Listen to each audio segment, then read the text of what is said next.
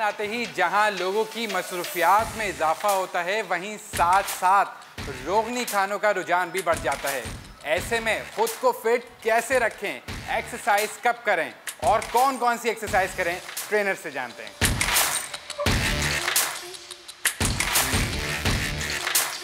अफ्तार से पहले एक बेस्ट अच्छा वो टाइम, अगर आपको फैट लॉस करना है, अपना वेट कम करना है, अगर कोई इंसान वेट ट्रेनिंग करता है, मसल कर रहा होता है ट्रेनिंग, तो उसका सबसे अच्छा है और वो अफ्तार के बाद करे।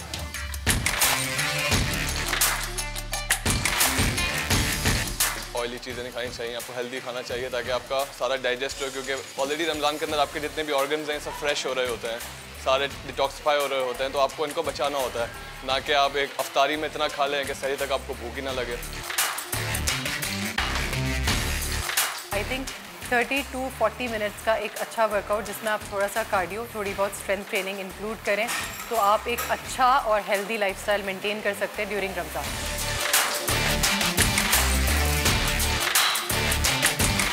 फ्राइड चीज़ें, फ्रिजी ड्रिंक्स, इन चीज़ों को अवॉइड करें।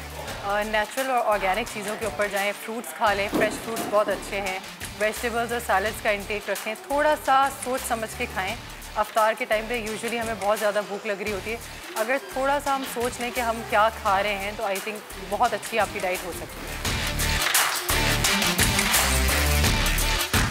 बस ये ऐसी बॉडी वेट एक्सरसाइजेस हैं जो कि जम के बकायदा आप कर सकते हो। जिस तरह अगर आपको लेग्स को इनकॉर्पोरेट करना है, उसमें आपके स्क्वाट्स आ गए, लंजेस आ गए, लंजेस की बहुत सी और एडिशनल वेरिएशंस हैं। अगर आपको अपर बॉडी करना है तो उसमें लाइक लाइन पोजीशंस में बहुत होती हैं, जैसा सुपरमैन्स आ गए, फिर उसमें आप पुशअप्स भी इंकॉर्पोरेट कर सकते हो। तो बहुत सी एक्सरसाइजेस हैं जो कि आप घर में आराम से कर सकते हो।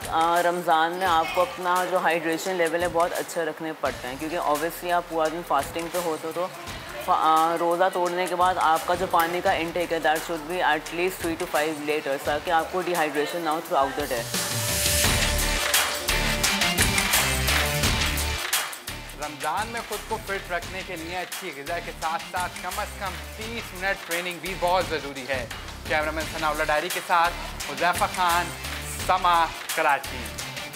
रिपोर्ट हमने आपको दिखाई। इसी पर बात करने के लिए Anam Zahid certified fitness trainer हमें ज्वाइन कर चुके हैं स्टूडियोज में। अस्सलाम वालेकुम अनम, रमज़ान मुबारक, कैसी हैं आप? मुबारक, अल्हम्दुलिल्लाह, I'm good। अच्छा अनम, ये एक बड़ा मुश्किल चैलेंज इस लिहाज से पूरे रमज़ान हमें लगता है क्योंकि हमें टाइमिंग नहीं समझ आ रही होती। मतलब आप या तो सहरी के बाद कर लें एक्सरसाइज, इफ्तारी से पहले कर लें, इफ्तार के बाद कर लें, लोगों को कुछ समझ नहीं आता। हर एक अपना अपना एक माइंड सेट है, लेकिन आपकी नज़र में बेस्ट टाइम कौन सा है? देखिए, फर्स्ट ऑफ ऑल इसके अंदर दो कंडीशंस होती हैं, what are your goals and how mature your body is. Ramzan से रोज़े से पहले भी कर सकते हैं और अफ्तारी के बाद भी कर सकते हैं। अगर तो आप लोग इस प्रोसेस में हैं कि आपको फ़ैट लूज़ करना है बॉडी से, तो बिफोर अफ्तारी इज़ द बेस्ट टाइम। और अगर आप मसल ट्रेनिंग पे, स्ट्रेंथ ट्रेनिंग पे, तो अफ्तारी के 1 घंटे बाद बहुत बेहतरीन टाइम है आपकी एक्सरसाइज का। मतलब डिफरेंट कैटेगरीज है ना, या तो फैट लॉस कर लें या फिर आप अपने जैसे दो कैटेगरीज है ना इसके अंदर। देखिए, एक बंदा होता है जिसको अपनी बॉडी से फैट लूज करना है, और दूसरी साइड पे एक बंदा है कि जिसको स्ट्रेंथ ट्रेनिंग करनी है या मसल ट्रेनिंग करनी है।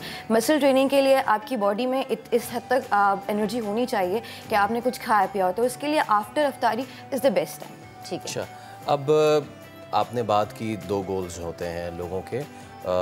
अगेन जो सबसे बड़ा ख़ातीन का या मर्द हज़रात का होता है गोल, वही होता है कि यार मैं ज़रा इस महीने में थोड़ा सा अपने आप को टोन डाउन कर लूँ।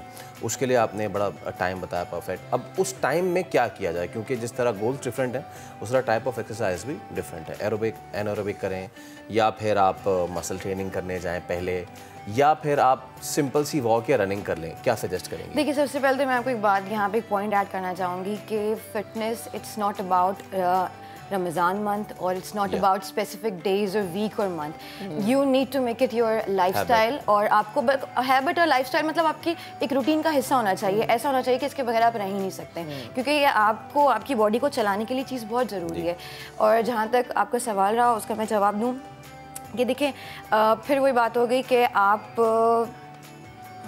गोल क्या है हमारा, आप यानी आप कितना वेट जो है वो लूज करना चाह रहे हैं और कितना वेट जो है वो आप। अच्छा, बहुत सारे लोगों को मैंने देखा है कि इफ्तार से बिल्कुल पहले ना वो लंबा लंबा वॉक कर रहे होते हैं, लंबा लंबा चल रहे होते हैं, कहते हैं कि यार मुझे देखें इसका रिजल्ट तो मिला। देखिए वो इफेक्टिव है, लेकिन वही बात है कि डिपेंड करता है कि अगर आप अपनी बॉडी से फैट परसेंटेज कम करना चाहते हैं, अपना वेट लूज करना चाहते हैं, तो बिफोर अफ्तारी आप वर्कआउट करें, आप वॉक करें, दैट विल हेल्प यू। लेकिन अगर आप मसल ट्रेनिंग पे आप अपना वेट गेन करना चाहते हैं तो उसके लिए आफ्टर अफ्तारी इज द बेस्ट। और अगर मैं ये कहूँ जैसे आपने सहरी कर ली और सहरी के बाद आप कह रहे हैं कि अच्छा नमाज पढ़ ली तो मैं वॉक करते करते तस्बीह पढ़ लेती हूँ, तो ये भी मेरी एक तरह से वॉक हो जाएगी। तो हाँ, ये लेकिन देखिए आप it's good but you can not consider as workout. चहलकदमी करना वैसे तो आप पूरा दिन आपकी बॉडी यहाँ से वहाँ से बात चलती रहती है, बट आपको अपने आप को प्रॉपर टाइम देने के लिए वर्कआउट करना जरूरी। चाहे आप जरूरी नहीं कि आप जिम जाएं, आप घर में भी जाएं, आधा घंटा फॉर योर सेल्फ कि जिसमें आप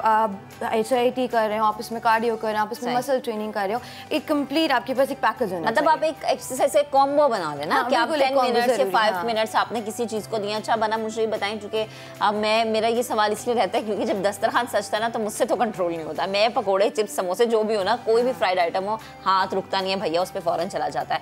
तो ये भी मुझे एक चीज़ बताएं कि रमज़ान में बहुत सारे लोग वेट कम करने के बजाय वेट गेन कर लेते हैं। वो इसलिए होता है क्योंकि आप ऐसे फ्राइड आइटम्स खा के रेस्ट कर रहे होते हैं, आप एक्सरसाइज को टाइम नहीं देते। ऐसा बिल्कुल ऐसा कि आप देखिए हम पूरे साल में इतना नहीं खाते जितना हम एक रमज़ान के मंथ में खा लेते हैं। देखिए रमज़ान ये मंथ कहीं किसी किताब में नहीं लिखा हुआ कि आपने इफ्तारी में पकौड़े ही खाने, आपने समोसे ही खाने, मतलब आप इस चीज़ को तो बीच में लेके ही नहीं आ सकते। देखिए मैं क्या करती हूँ, मैं तो अपनी छोटी सी प्लेट बनाती हूँ और घर वालों से अलग वो कॉम्बो क्या है प्लेट का? देखिए आप इसके अंदर आपको पोर्शन कंट्रोल करना पड़ता है। देखिए इसमें आपको फैट भी लेके चलना है, आपको कार्ब्स भी लेके चलना है, आपको प्रोटीन भी लेके चलना है। ऐसा नहीं है कि आपने 100% जो अमाउंट है सारा वो कार्ब्स का ही ले लिया या सारा प्रोटीन ले लिया। सारा बॉडी को हर चीज़ की ज़रूरत है, उसको प्रोटीन की भी ज़रूरत है, उसको कार्ब्स की भी ज़रूरत है, उसको फाइबर की भी ज़रूरत है, उसको हर चीज़ की ज़रूरत है। तो इट डिपेंड्स ऑन यू कि आप कैसे हर चीज़ को लेके चलते हैं। आपकी देखिए सहरी में ये होता है कि आपको 50 to 60% कार्ब्स लेने, क्या जाहिर से पता है आपको पूरा दिन सर्वाइव करना है। 30% आपका प्रोटीन है, 10 to 5% आपने प्रोटीन फैट ले लिया। सही है। अफ्तारी में आपको अब जाहिर बात है अफ्तारी के पास आपके पास टाइम है डिनर करने का भी, तो उसके अंदर आपने फैट्स कम कर दिए, प्रोटीन और थोड़ा सा कार्ब्स इसका थोड़ा इंटेक कर लिया। और एक बात का जो हम लोग ख्याल नहीं करते हैं, उस बात का ही ख्याल हमें ज़रूर करना चाहिए कि अफ्तारी में सहरी में स्पेशली आप पूरा पेट भर लेते हैं, ठीक है, उसके बाद सो जाते हैं। अफ्तारी में आपने पूरा पेट भर लिया, फिर आप ये सोच लेते हैं कि चलो कोई बात नहीं, हम ज़रा तरावी पढ़ने जाएंगे, ये हज़म हो जाएगा, जबकि वो ऐसा हजम नहीं होता। हाँ, आप जैसी आप पढ़ने जाते हैं तरावी वगैरह, उसके बाद आके फिर आप डिनर करते हैं और फिर थोड़ा सा एक छोटा सा नैप ले लेते हैं, थोड़ी सी नींद ले लेते हैं कि हमारी तहज्जुद में आँख खुल जाएगी। सारा वक्त क्या है, आपका पेट भरा हुआ है, तो एटलीस्ट आप अपने पेट में इतनी जगह रखें, 70%, 75-80% खाएं, बाकी जगह अपने पेट में खा लीजिए। Let's talk about liquidating ourselves. Like आपको हाइड्रेटेड रहना है बाकी दिनों में भी, लेकिन रमज़ान में आप का एक पूरा विंडो है जिसमें आप कुछ पानी नहीं पी रहे हैं। अब उसके बाद होता क्या है कि जैसे ही रोज़ा खुला आपने अपने स्टमक को बना दिया कीचड़, उसमें आपने पानी भी डाल दिया, उसमें आपने खाना भी डाल दिया, सब कुछ डाल दिया।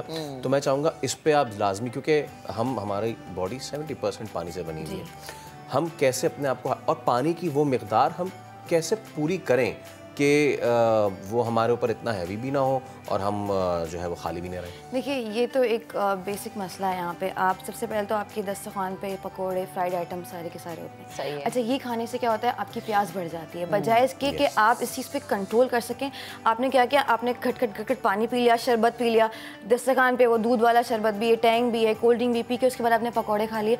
अब क्या है कि आपका पेट उससे एकदम भर सा जाता है, तो पानी की जगह कम रह जाती। तरीका ये है कि फर्स्ट ऑफ ऑल अफ्तारी में आप फ्राइड आइटम अवॉइड करें। मैं ये नहीं कहती कि छोड़ दें, कल को लोग दुश्मन बन जाएंगे, जाहिर सी बात है, यही महीना मिलता है, छोड़ दो भाई। हाँ, तो इसीलिए कोशिश करें जितना क्लीन खा सकते हैं। आपको पता है इतनी फास्टिंग के बाद Ramzan is the month you can lose और यू कैन गेन, ये आप पे डिपेंड करता है। ठीक है, आप अच्छे तरीके से भी गेन कर सकते हैं, आप चाहें इसको लूज़ भी कर सकते हैं।